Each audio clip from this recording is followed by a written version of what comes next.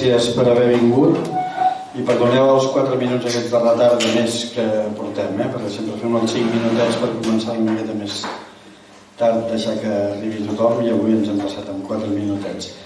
Maria Antònia, com sempre, gràcies mil per cedir-nos aquest espai tan interessant, com dius tu, tan eclèctic, que només hi veig gent maca, i és veritat.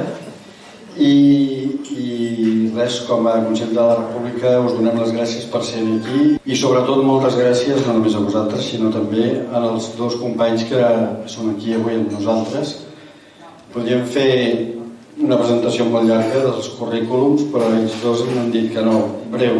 El Jordi em diu advocat i escriptor i segurament el veieu més per la tele que amb els problemes del Grasset, i el David Ferrer, professor i escriptor, també aquí amb nosaltres. Per tant, ràpid, que el que toca és que ells ens expliquin unes quantes cosetes i, com sempre, al final, torn de paraules. Bona tarda, moltes gràcies. Encantat de tornar a ser aquí amb tots vosaltres, i més en aquest temps que estem vivint dies interessants, crec jo. No sé si esteu d'acord o no, però hem estat molt de temps una mica desencisats i ara sembla que la cosa es torna a animar una mica.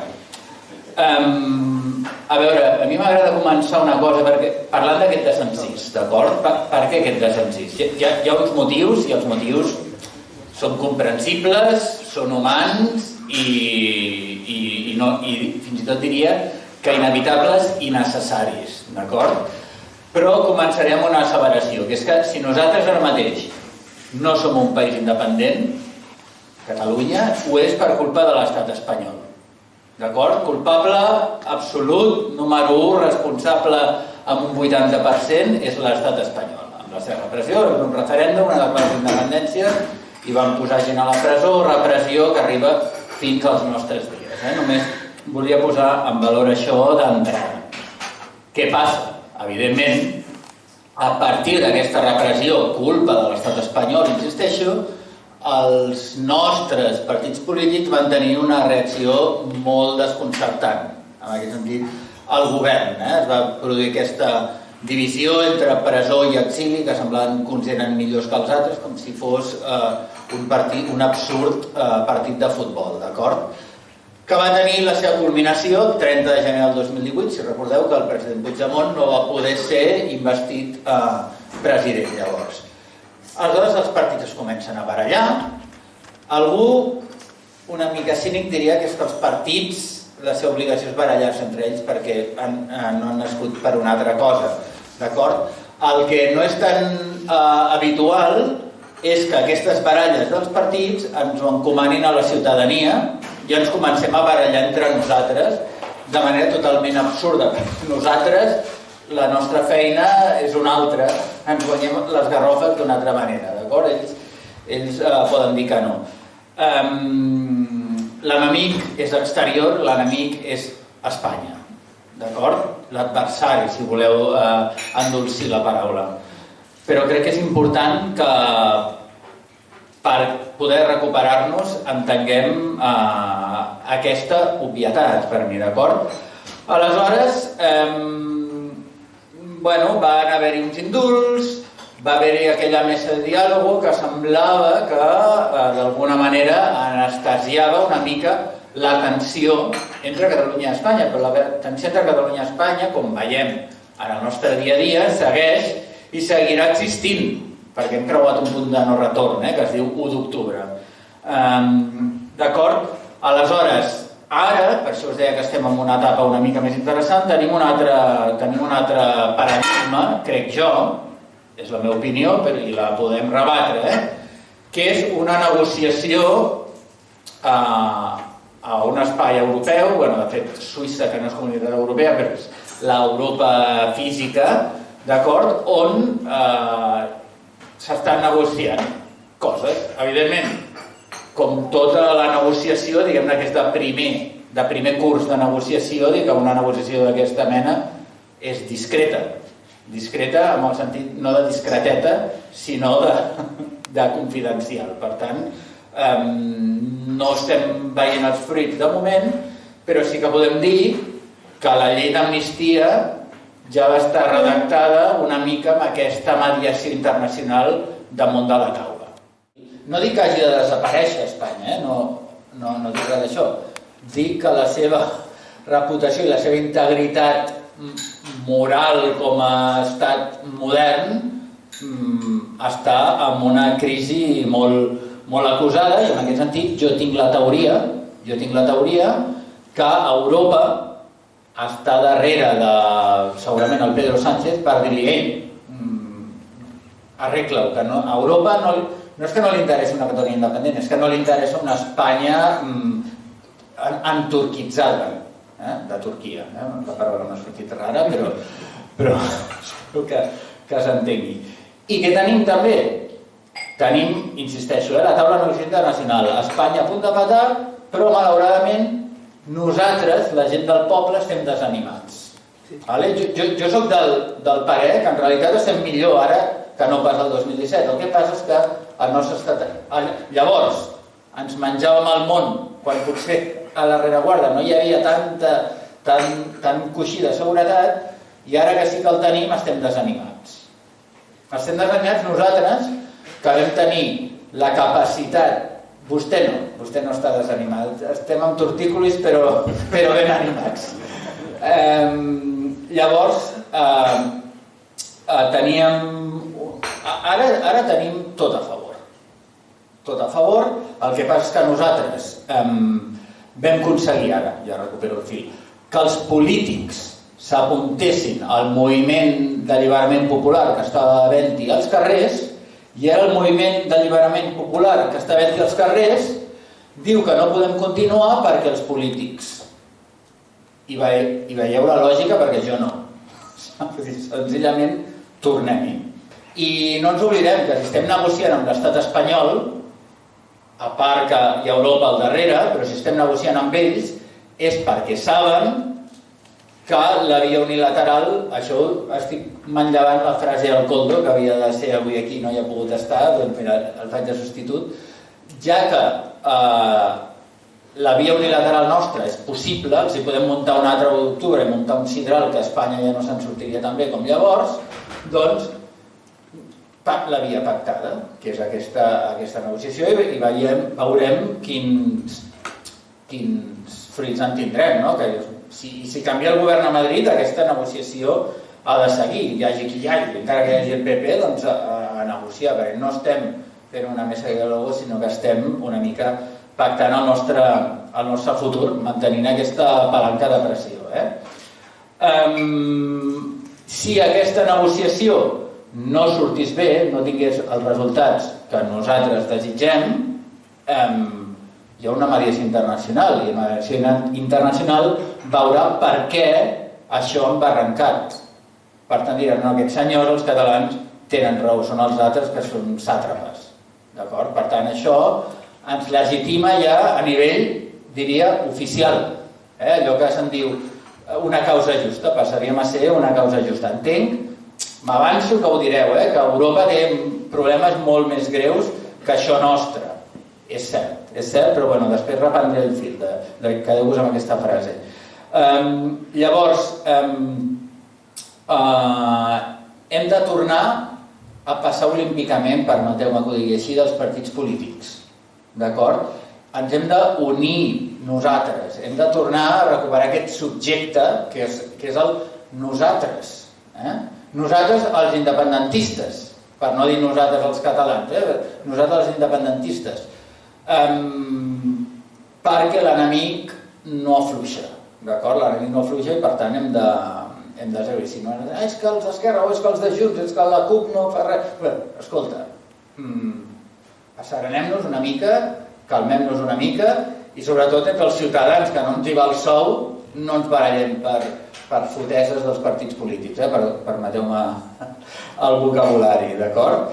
I fer això, que els partits tornin a adaptar-se a nosaltres. Si els partits es van tornar independentistes és perquè vam aconseguir un moviment popular al carrer, pacífic, etc., ser seductors, per dir d'alguna manera. I per dir d'una altra manera, els partits polítics van dir, si no ens adaptem a ells, morim, d'acord? Voten els altres. Per tant, vam aconseguir que els partits entressin en una dinàmica de veure qui era més independent, veure qui té l'independentisme més gros, si se'n permet dir-ho també d'aquesta manera, i en aquest sentit vam generar l'1 d'octubre, d'acord? Tots plegats, partits i societat civil. I ara on estem? Doncs que tenim eleccions, no? Us heu assabentat, suposo, no? A veure, jo m'he entretingut una mica a mirar la premsa, com sempre faig, però la premsa internacional. I he vist que aquesta setmana, no sé si ho heu vist, l'agència internacional Reuters, d'acord? Hi havia un article sobre que el Puigdemont es presenta a les eleccions catalanes i dic, a veure què diuen. I era una crònica de les eleccions catalanes. Vaig estar mirant, hi ha diversos mitjans que encara que estan parlant de les eleccions catalanes. Quan havia passat això a la història? És a dir, qualsevol de vosaltres, si voleu, podeu seguir les eleccions catalanes en anglès. I això demostra que això no són unes eleccions regionals més, ni els candidats són candidats qualsevol. Això suposo que és obvi també, d'acord? Aquestes eleccions són la culminació d'un projecte que és l'exili, per entendre'ns la feina que ens agradarà, no, bona o dolenta, no ho sé, però la feina de l'exili culmina amb aquestes eleccions i en general, com sempre, però ara especialment, tenim els partits polítics que ens mereixem. Per tant, una mica amb el nostre vot podem remenar en aquest sentit. Llavors, lligo amb el tema de l'Europa. Europa. Molta gent pensa, sí, la cunyeta, fa molta conya. Sí, Europa ens mira. A veure, primera constatació que ja he dit.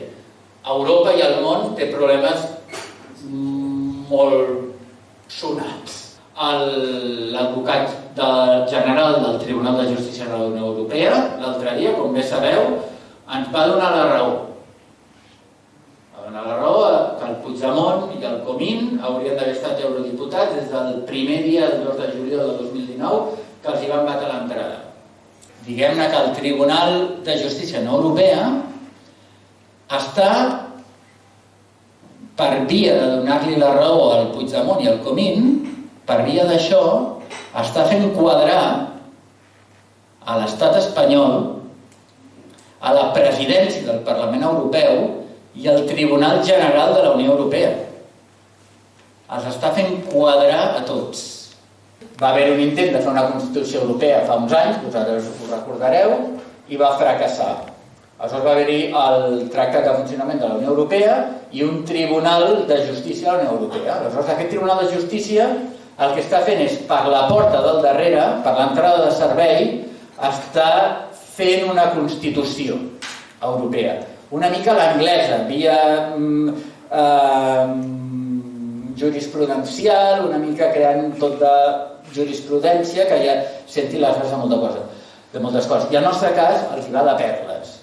En altres paraules, no és que el Tribunal de Justícia Europea ens ajudi a nosaltres, que també, sinó crec que nosaltres estem ajudant al Tribunal de Justícia Europea, d'acord? Estem posant en safata moltes coses. Estem dient que un ciutadà europeu ja és eurodiputat des del moment que és escollit per altres ciutadans europeus, no des que un país diu... Per tant, estem ajudant al Tribunal de Justícia Europea a treure pes dels estats-nació. En això ja estem servint perquè l'objectiu que tenen és fer una mena d'Estats Units d'Europa. I amb això els estem ajudant i amb això ens podem ajudar mútuament. Dins d'aquests Estats Units d'Europa, lògicament, volem fer una aportació democràtica, liberal en el sentit anglosaxó del terme, no liberal de dreta, vull dir, liberal de demòcrata. I en aquest sentit, l'aportació catalana jo crec que pot ser molt important i no ha acabat. I no ha acabat perquè hi ha més casos, hi ha més jurisprudència, i a més aquesta jurisprudència no és sobrera. Vol dir que si tornés a haver-hi un 1 d'octubre tenim una xarxa legal que ens empararia. D'acord? Per tant, tindran eines per ajudar-nos quan toqui. De moment tenim això, tenim aquesta situació del Tribunal de Justícia Europea que jo crec que és molt interessant, i de moment aquesta taula de negociació a Europa. I el que us digui no és que els europeus no ens miren, els europeus fan, però Espanya s'ho passa pel forro, no us enganyeu, Si Espanya s'ho passés pel forro, el Puigdemont no seria eurodiputat, no es podria presentar a aquestes eleccions i no estaria ara lliure per tota Europa. Si fos per l'estat espanyol, estaria a un altre lloc. I bueno, crec que li puc passar la paraula al Jordi. Bona tarda a tothom.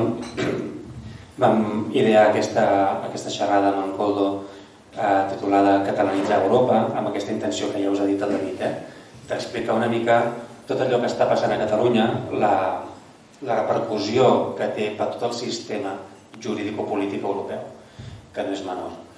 No és que això fos pensat d'inici, però evidentment quan dins de la Unió Europea passa una cosa tan forta com ha passat en aquest país, Europa ha de respondre d'alguna manera. No pot respondre políticament, perquè Europa no pot dir, escolta, endavant, que tothom s'independitzi, tothom que vulgui s'independitzi, i molt menys d'Espanya, que és un estat respectat, és un estat delicat i que més val no posar-se en contra. Això els estats europeus no ho faran, però sí que pot intentar fer alguna modificació del seu funcionament intern, de manera que Espanya es vegi obligada a acatar aquesta legislació nova o aquesta jurisprudència nova. És a dir, ara que s'ha criticat tant que si els contactes d'independentisme català amb Rússia, etc., això és molt criticable si és que hagués existit o no, perquè al capdavall no és a Rússia on es va empresonar tot un govern democràtic. No és a Rússia on hi ha hagut la persecució de líders d'associacions culturals i cíviques.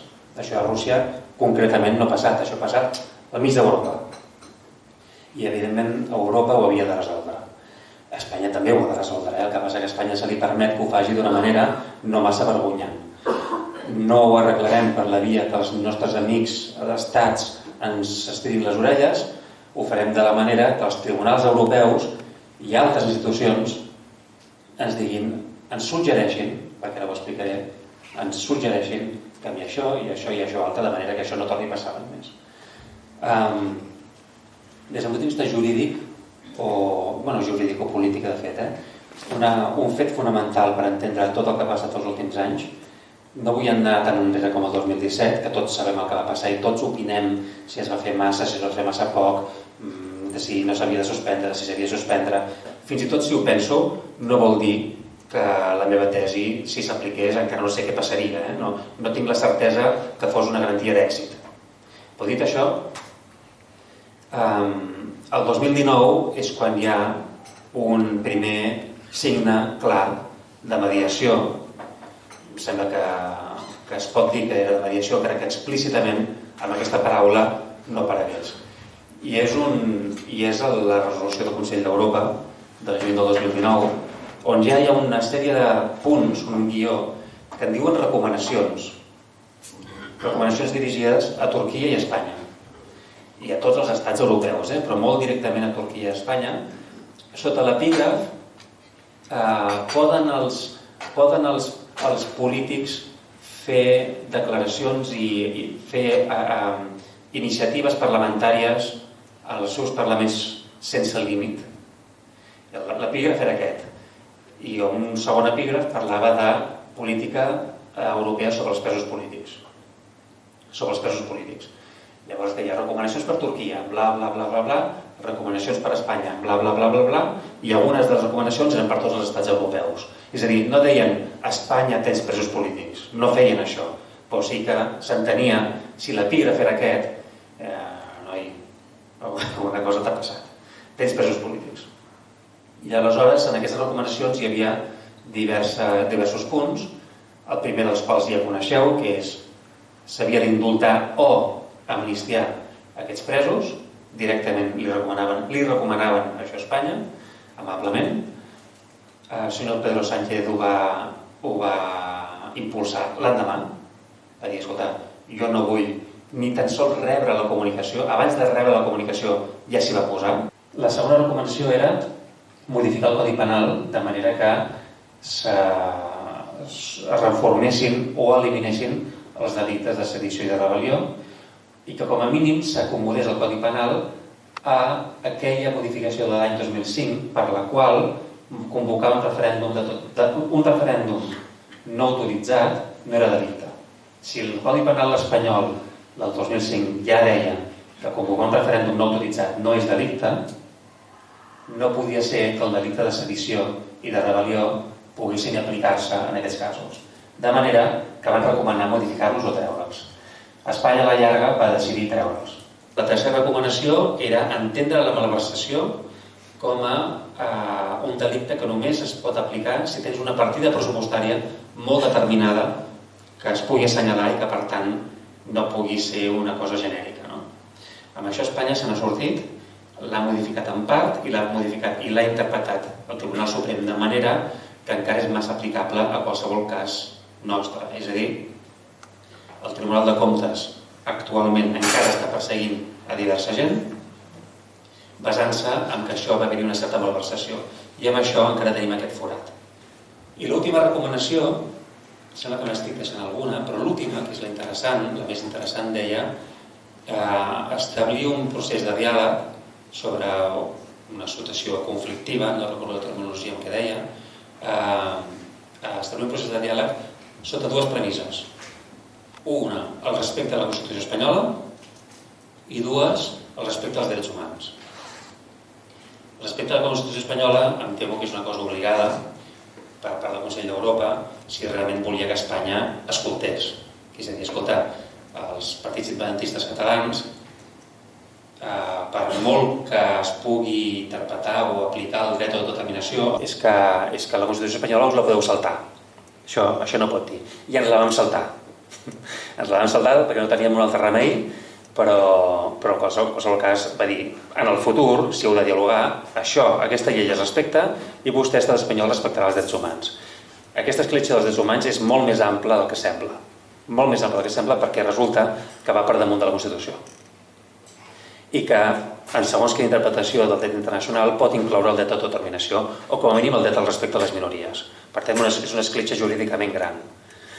Aquestes recomanacions, aquest seguit de recomanacions va ser el principi d'una certa solució. Hi ha molts partits polítics, hi ha molts governs que són corruptes, que si descobreixen casos de corrupció assenyalen el culpable se'n va a la presó o paga, però no suposa una moció de censura.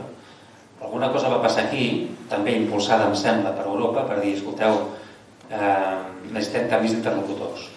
Per una banda, el govern de Catalunya ja ens va bé que hi hagi gent a l'exili i si pot ser que el Puigdemont i companyia no hi siguin perquè són els que han fet tot això i per tant a l'hora de buscar una solució i de calmar els ànims necessitem que estiguin fora, però ara ens falta la peça del govern espanyol i van impulsar el que és la moció de censura que va permetre el canvi. I a partir d'aquí va començar la taula de diàleg, que va començar amb Quim Torra, etc. I entremig va succeir aquesta resolució del Consell d'Europa. Què vull dir amb això? Que hi ha molts agents que han participat o que estan participant encara amb la resolució d'aquest conflicte. No vol dir que siguin favorables a la nostra causa, vol dir que, vists des de fora, han vist que Espanya i Catalunya no se'n sortien soles i han decidit intervenir. Catalunya ha d'aprofitar aquesta oportunitat per catalitzar Europa. Catalitzar-la en el sentit de Europa té dos camins, o ser una cosa on poden haver-hi capítols russos, per entendre'ns, capítols de repressió, capítols d'autoritarisme, o pot ser una Europa que sigui exemple de democràcia, d'estats democràtics i socials de dret. No només d'estats de dret, que és el que interessa dir a Espanya, que som un estat de derecho, un estat de dret és l'Alemanya nazi. És un estat de dret, un estat on qui la fa la paga, bàsicament. Però resulta que Europa ha decidit ser una comunitat d'estats de dret, però també democràtics i socials. I això no és tan obvi. Ser democràtic implica, precisament, d'entrada, respecte als drets humans, i pluralitat, i llibertat, que això és el que Espanya s'ha saltat i que Europa no li vol permetre mai més. Fins al punt que ara mateix, si tornéssim a fer el mateix, si tornéssim a fer exactament el mateix, tindríem el terreny jurídic totalment pla. Totalment pla. Ni mai ha sigut delicte declarar la independència d'enlloc, no està recollit com a delicte enlloc. Ni és delicte de sedició, ni és delicte de rebel·lió. La desobediència sí, però la desobediència no comporta presó. La malversació potser és l'única cosa on hauríem de vigilar, perquè la malversació, és a dir, tot el que féssim hauríem d'intentar que no fos òbviament sufragat amb diners públics. Això em sembla que és perfectament salvable. I hi ha un altre punt que a Espanya em sembla que sí que es guarda, que és la seva carta. Nosaltres en tenim una altra de carta, nosaltres tenim el nostre botó vermell, però el botó vermell d'Espanya em temo que ha aconseguit que sigui el 155. El 155 no està discutit. El 155 permet una discrecionalitat gran per part de qualsevol govern espanyol per dir, escolta, t'has portat malament, fora, et suspèn l'autonomia. I aquí això hi hem de comptar, és a dir, i no és cap drama, és a dir, hi ha un moment en què quan desconnectes i quan pitges tu el teu botó vermell, que és molt obvi el que és simplement guanyar, quan pitges el teu botó vermell, Espanya té tot el dret a dir, escolta, et suspèn l'autonomia. Bé, escolta, suspèn el que vulguis, jo ara em proclamo independent. I aleshores sí que és una qüestió de força i és una qüestió que guanya el més fort. Cap de les resolucions europees, ni els tribunals, ni el Consell d'Europa, ni enlloc, cap de les resolucions s'ha queixat o ha discutit la legitimitat del 155. Per què? Doncs perquè és una cosa administrativa, perquè no és una cosa de delictes, no és una cosa de tribunals, és una cosa que el dret administratiu ho preveu. Escolta, aquest estat funciona de manera que si això passa, el govern espanyol pot impulsar això. Bueno, no s'hi poden ficar, és que per molt que volguéssim, no s'hi poden ficar. No és que ho aplaudeixin, és que no s'hi poden ficar. I per tant això ho mantindran. Però bé, no passa res, nosaltres anem per una altra via. El que és interessant políticament, parlant del 2017, és aleshores, ja que es trobem ara el 2024, la tornada a Puigdemont, noves eleccions, molt aviat farà 10 anys de tot plegat.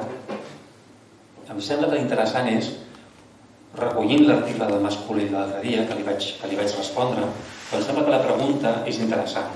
És una pregunta que jo també em vaig fer abans, jo li responc a la meva manera, però és una pregunta interessant, que és, quan torna Puigdemont, en quin moment històric torna? Torna al moment històric del 6 i 7 de setembre, és a dir, de preparar una unilateralitat. Torna just després de la DUI, és a dir, està proclamada i li trec la suspensió, o torna després del 155 o torna el Puigdemont que adoptava entre convocar eleccions el Puigdemont més pactista, no? És a dir, en quin d'aquests tres moments, abans, durant o després, torna Puigdemont situant-nos ara? I jo, la meva resposta és, no torna Puigdemont per fer la DUI, ara mateix.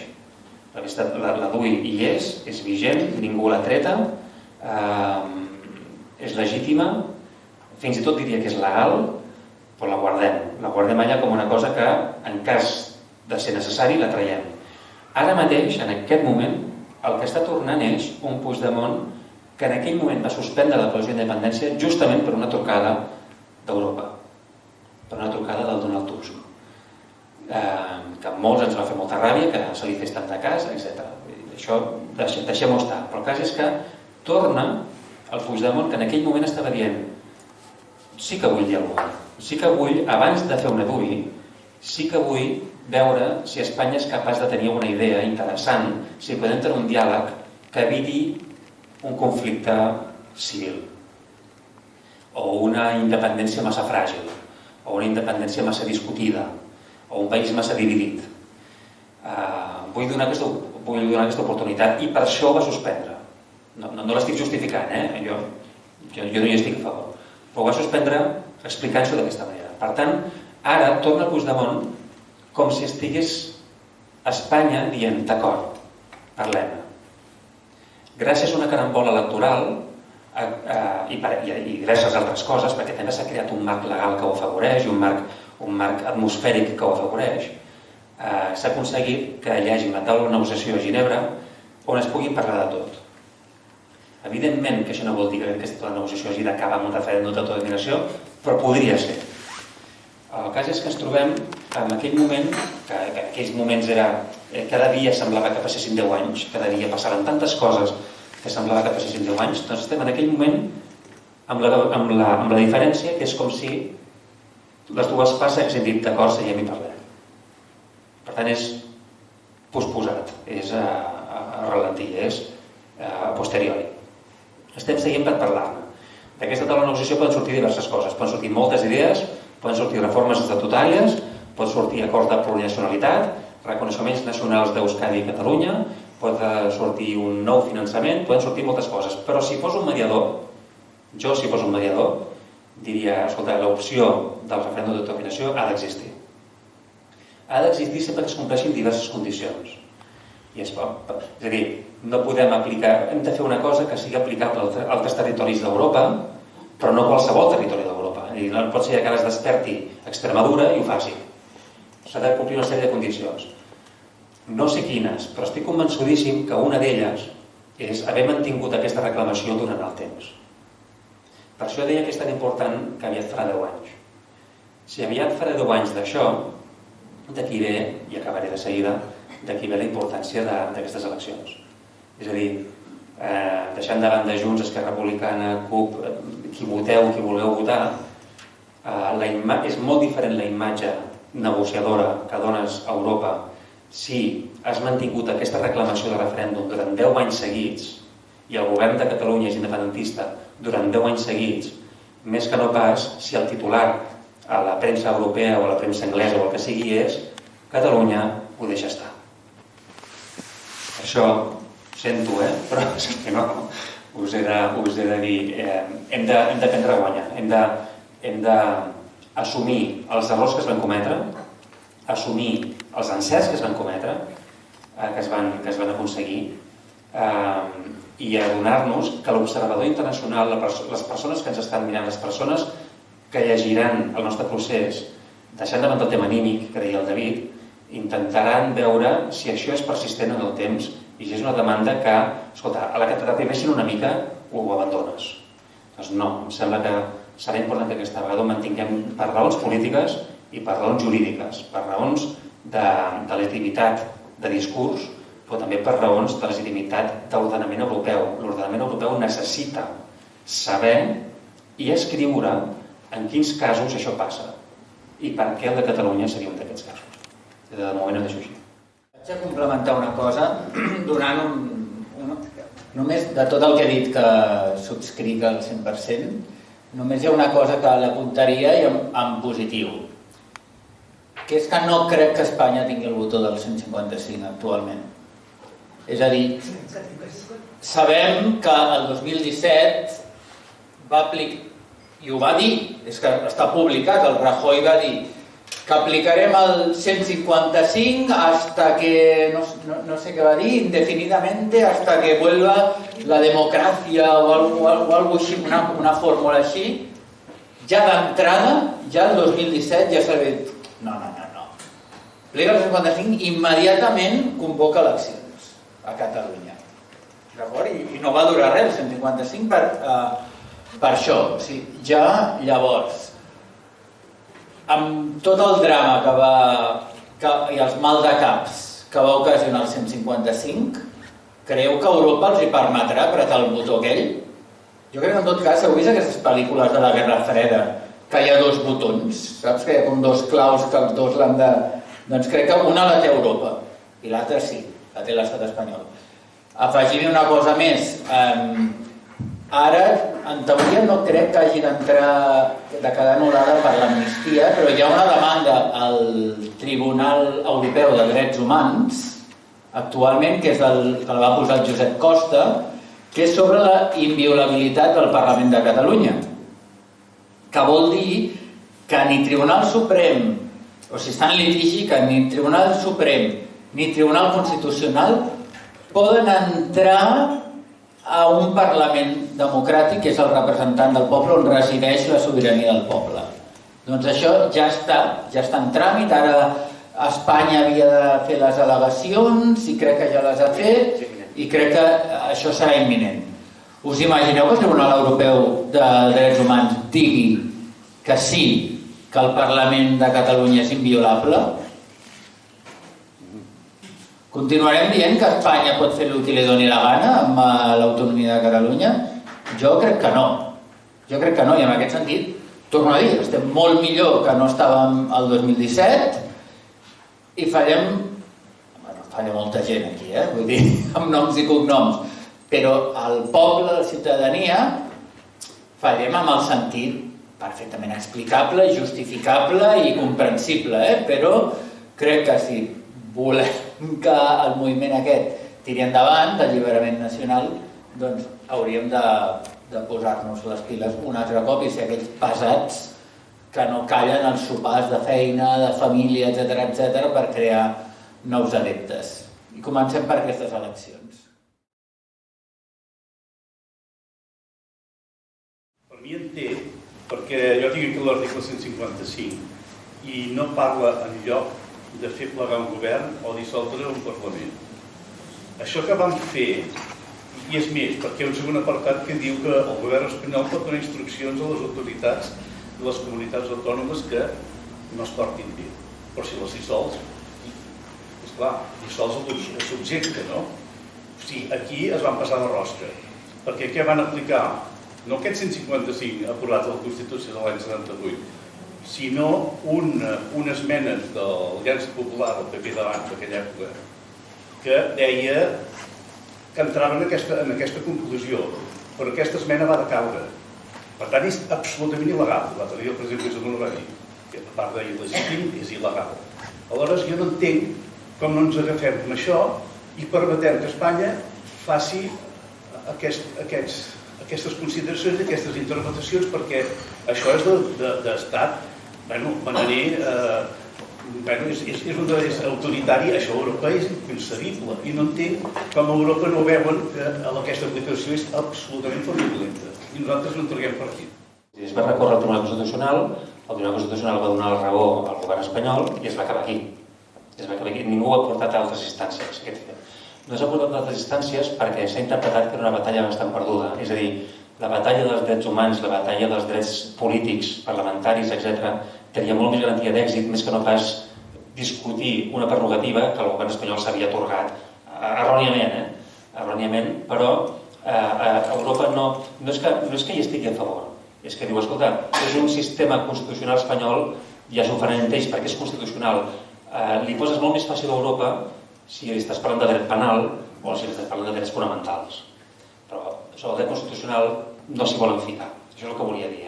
I fins i tot tens bastant el David i tu també teniu raó amb el fet que qualsevol 155 ha de ser molt breu i molt limitat amb el temps, perquè aleshores sí que Europa, Espanya i Europa trontollen massa. És a dir, suspendre l'autonomia és suspendre el sistema mateix. Tot el sistema, tot com està configurat, tots els equilibris. I si es va fer en el seu moment, no només, jo tinc la teoria que no va haver-hi cap voluntat de suspendre l'autonomia de Catalunya. És a dir, suspendre l'autonomia de Catalunya és suspendre el sistema, és massa gros. I per això va ser molt limitat amb el temps, perquè el que volien simplement era treure els líders. Treure els líders, és a dir, si tu treus els líders i per tant vostè, senyor Puigdemont, ja no és ningú, perquè ja no és ningú, és un ciutadà més, ni és immune ni representa ningú, i els consellers seus tampoc, i el senyor Junqueras tampoc. De tal manera que si jo li interposo una demanda, una querella per delicte X, no jo, perquè se'n van cuidar de fer-ho ells, no ho va fer ni el PP ni el PSOE, ho va fer Vox, que ho facin ells la feina bruta. Si els interposen aquestes querelles, vostès no tenen defensa. I a més, vostès han de venir cap a Madrid perquè, a més, direm que això és competència del Tribunal Suprem, que era mentida també.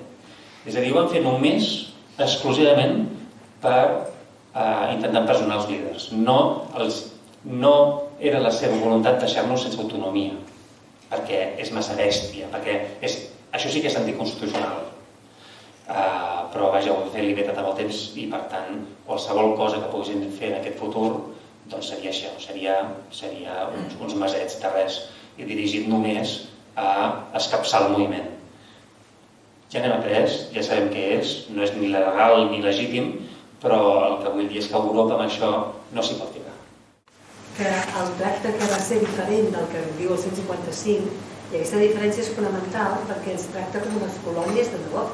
És a dir que, i llavors sí que el dret d'autodeterminació automàticament creix d'una manera exponencial, que ara la teníem, però quan nosaltres dèiem que es tractaven com a colònies, no era una cosa objectivable. I jo crec que l'avantatge d'analitzar o haver anat més enllà del 155 hauria estat aquesta. És a dir, que a part de la causa justa hi havia aquest tracte colonial que sempre l'autodeterminació s'ha vinculat automàticament quan hi ha un tracte colonial. De tota manera, com que tot s'ha dit, tot s'ha oblidat, haurem de tornar-ho a dir tot. I sobretot el més important, el país que volem, el millor país que volíem i el que continuem volent. Però hi ha una segona cosa que per això crec que el fa quedar parada i sospito que és perquè resulta que és el millor que podíem fer i més quan en David ha explicat el que ha explicat, és per què no reprenem els debats constituents amb un procés constituent per parlar de Constitució, per treure tots aquests debats que en paral·lel s'estan portant, ombra o no ombra, però aquí anàvem parant quan estàvem emprenent tots els debats constituents, perquè segurament deu ser la via ara, i segura que ara en deu ser més que abans encara i tot. De fet, jo aniria més enrere, el Jordi m'està acusant d'anar enrere, soc un nostàlgic. La campanya electoral de l'1 d'octubre, a causa de la repressió de l'estat espanyol que es veia venir,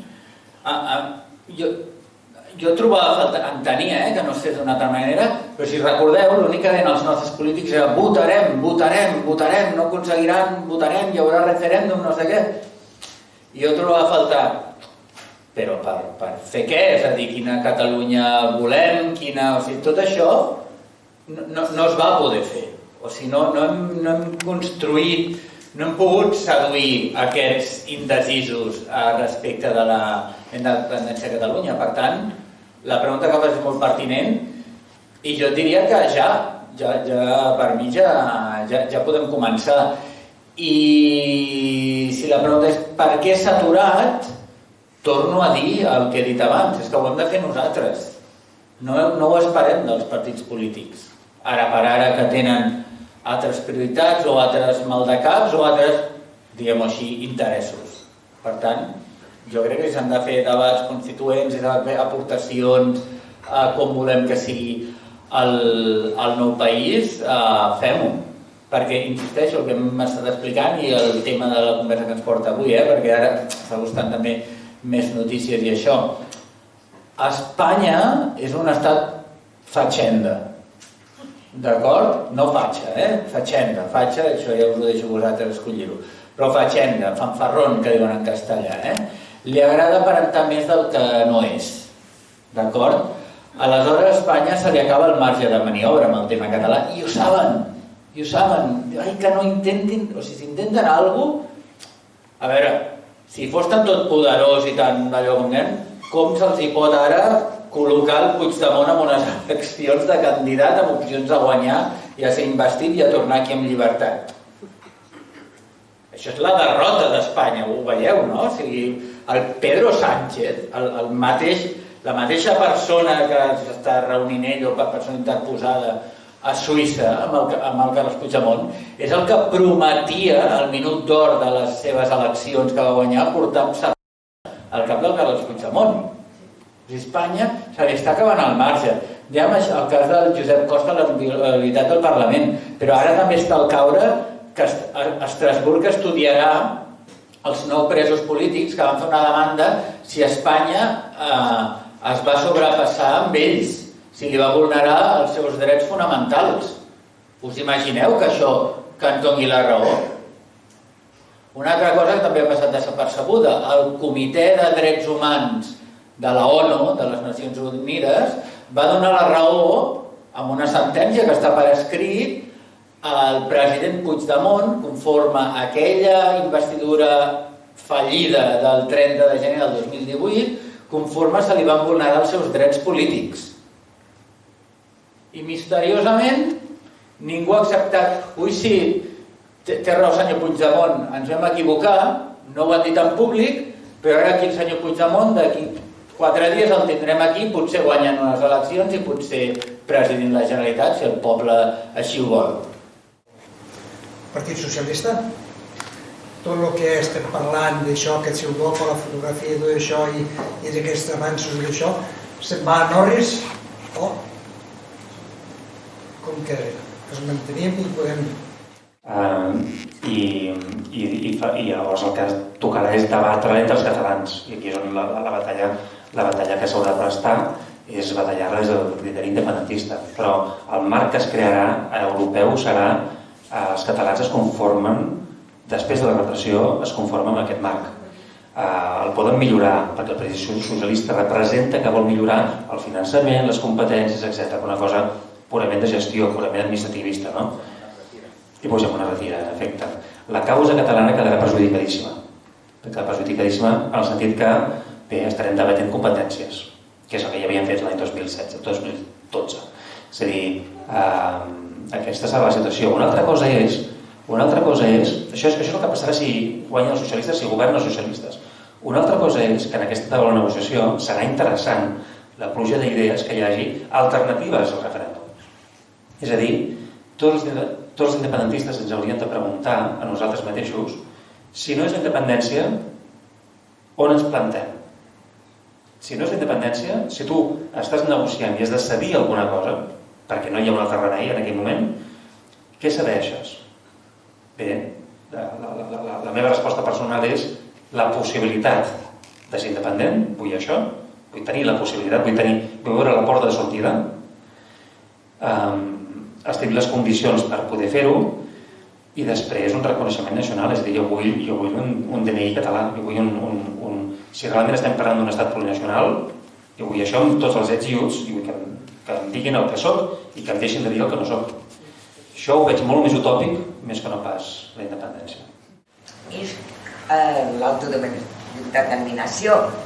I aquí ja el Sánchez ja l'ha fotut al Constitucional. No només el dret de fer un referèndum, sinó la consulta, ja l'ha fet.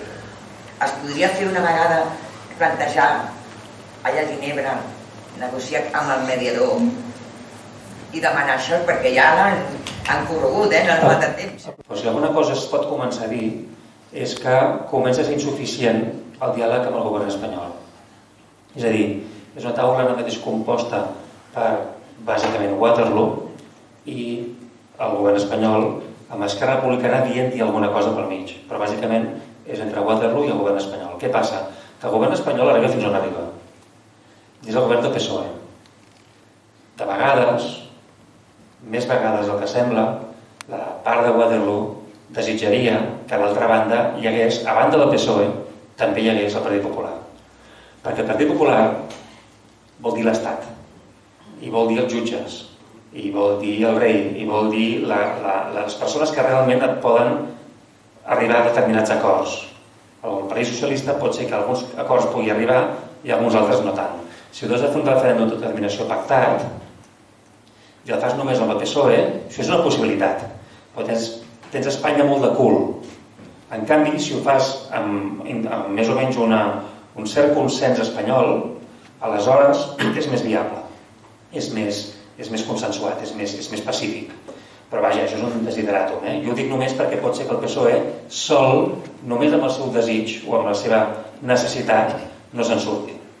Però bàsicament perquè per molt que ho facis, és a dir, a Anglaterra, a Escòcia, es va fer amb un govern. Però el partit de l'oposició va estar ben calladet. Si això s'aconsegueix, i és que el PSOE aconsegueixi i el PP patalegi, protesti, però no creï un conflicte civil, aleshores d'acord. Però si s'ha de posar tots els jutges en contra, tot l'exèrcit en contra i totes les institucions seculars en contra, aleshores és molt més complicat.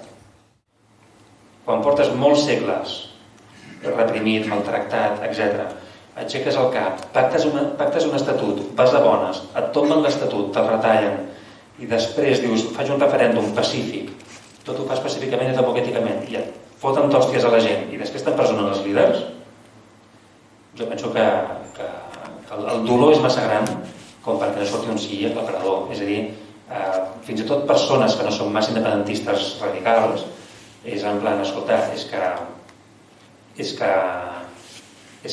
ens ha fet massa mal, és que ha sigut massa bèstia el que ens ha passat.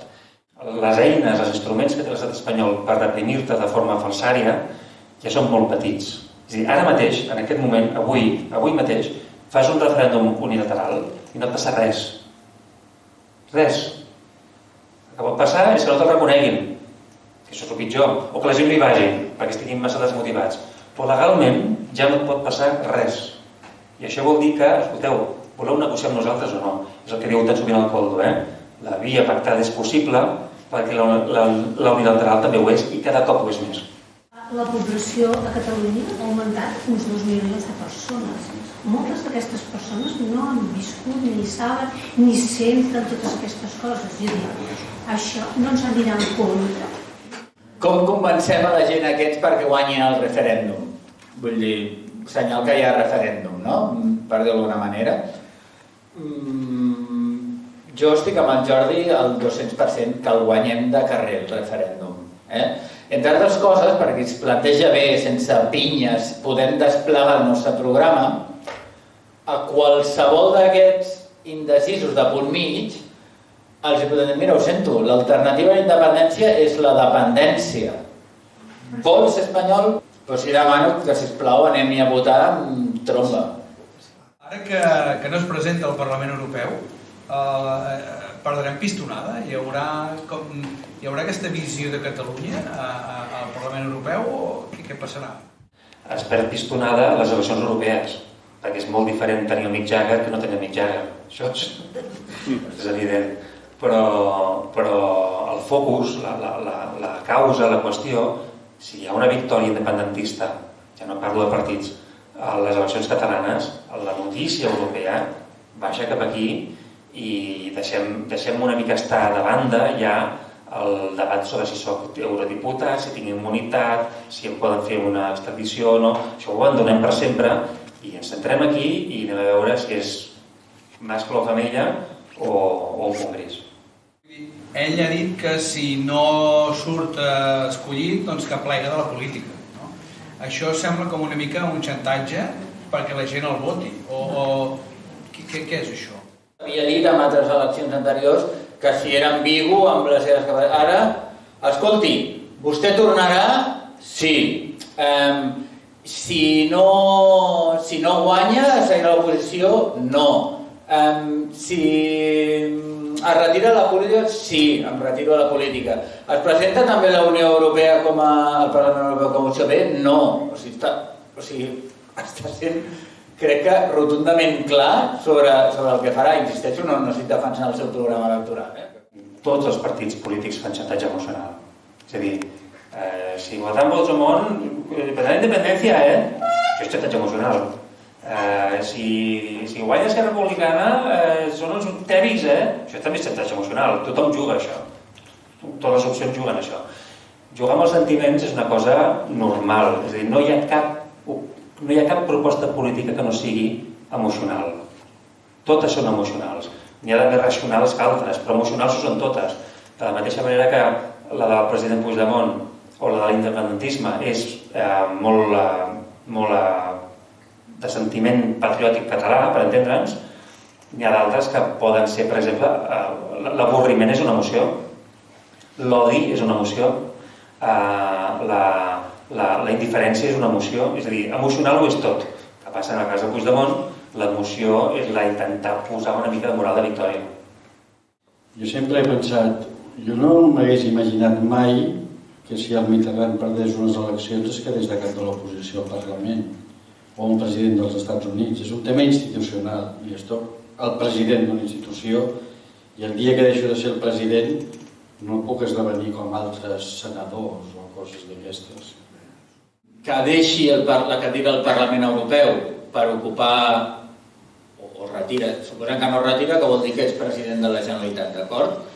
Que deixi la cadira del Parlament Europeu per asseure's a la cadira de president de la presidència de la Generalitat amb tota la feina que has dit tu que ha fet, vol dir que tota aquesta feina es recull i es queda i se'n va a Catalunya i aleshores Europa ja no mira aquest europarlamentari raro que diu coses estranyes, sinó que mira a veure què està fent el Parlament de Catalunya. I insisteixo en el que he dit abans, que no vull que passi desapercebut. Si voleu, a partir d'ara, no mireu ni l'Ara, ni el Nacional, ni el VilaWeb, ni el Món, ni l'Avui. Les podeu seguir per la premsa estrangera, aquestes eleccions. No representa ningú més que els seus electors en aquest moment. És una mica com un Tarradellas. Tarradellas en el seu moment no representava legalment gaire ningú, sinó només simbòlicament una institució anul·lada en aquell moment, no?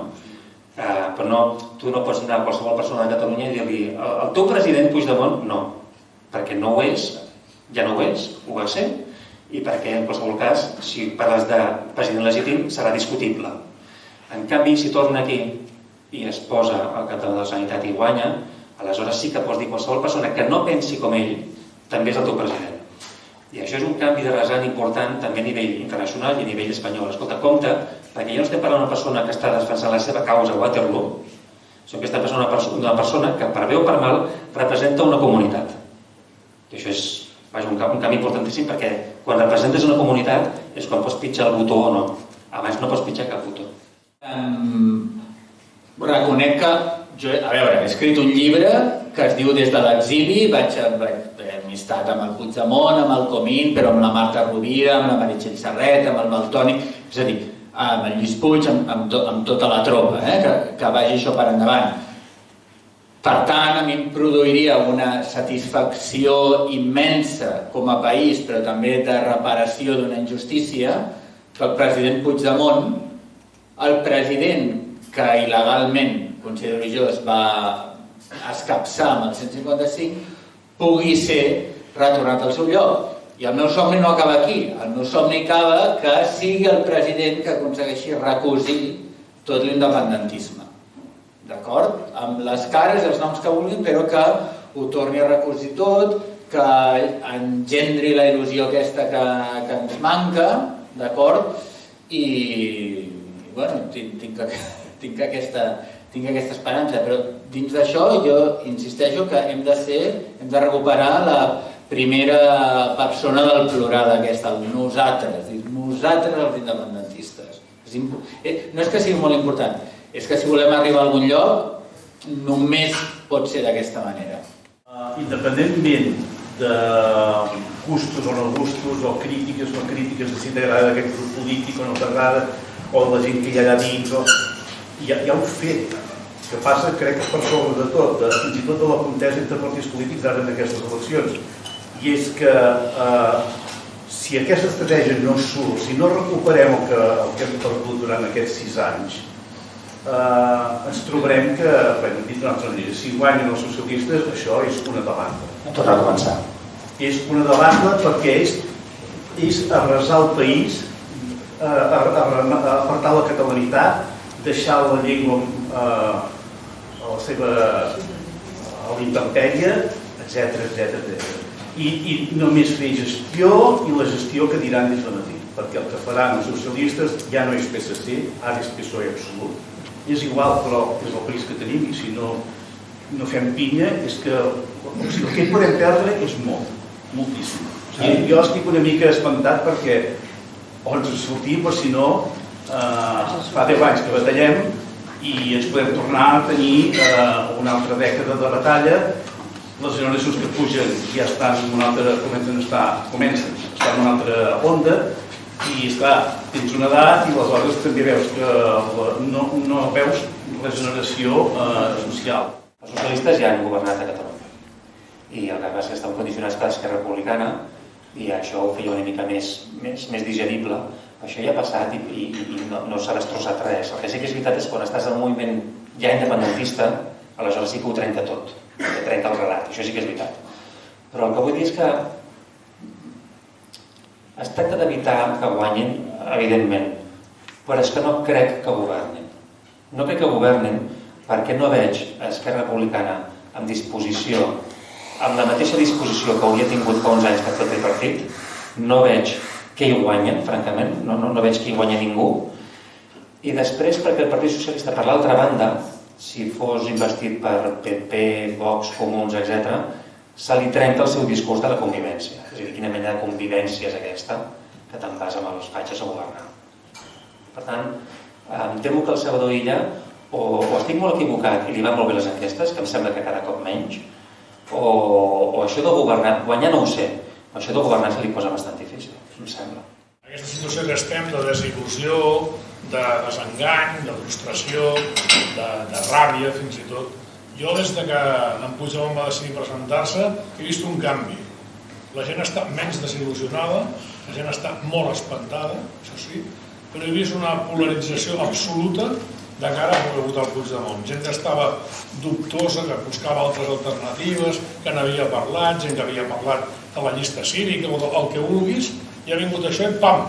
S'han alineat moltíssims, és així que estic veient gent que se'n vol anar el dia 4 a Perpinyà, i penso com si tu no havies fet mai res en el món de la política.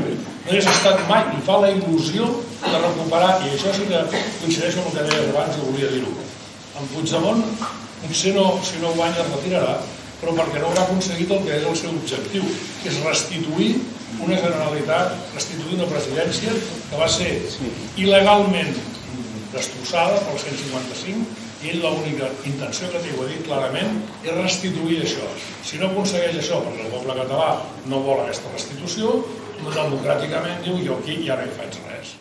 I jo vull tornar a subratllar el 10è aniversari del referèndum, que coincidirà amb aquesta legislatura, perquè l'objectiu de Puigdemont és independència, no és restituir. Restituir,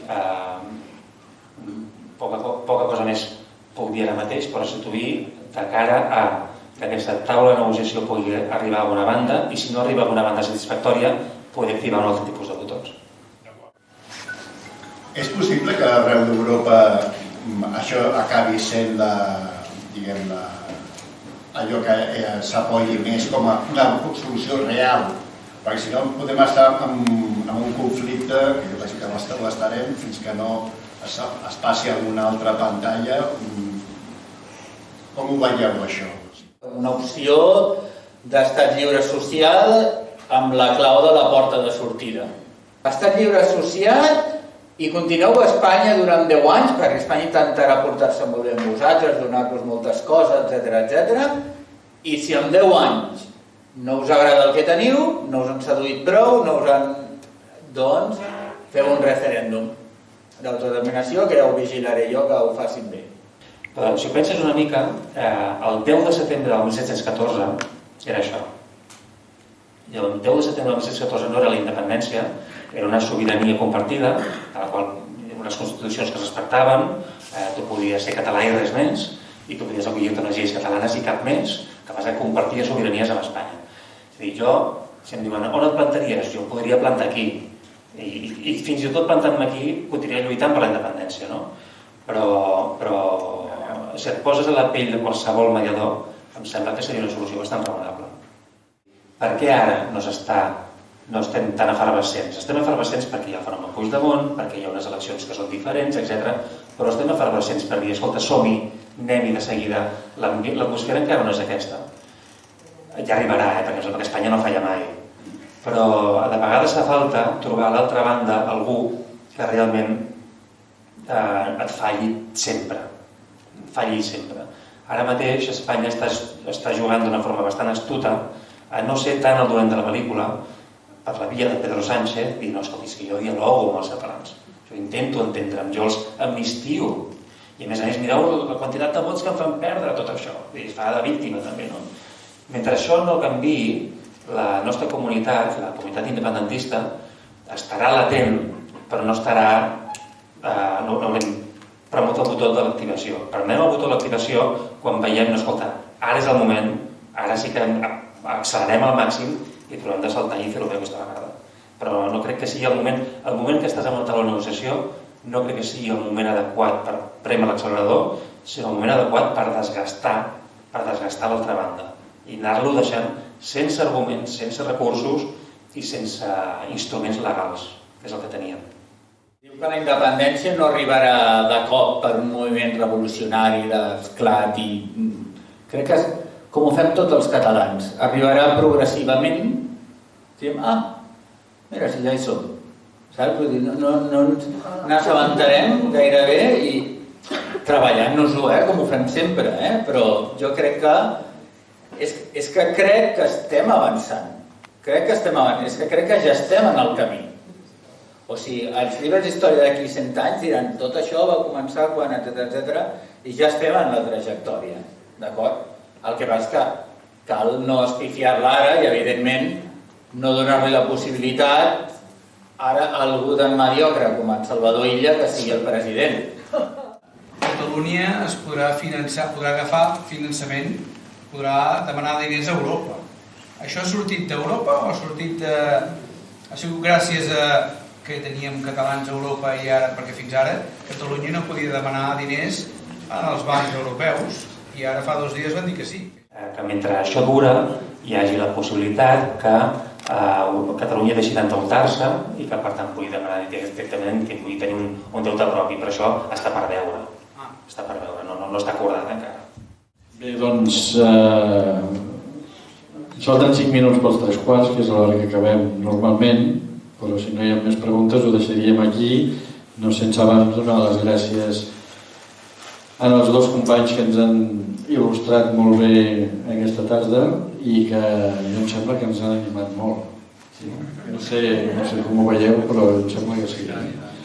A partir d'aquí, com deia en David, som nosaltres i és la nostra feina, independentment del que puguin fer els polítics, o sigui que espavilem. Aconseguir vots.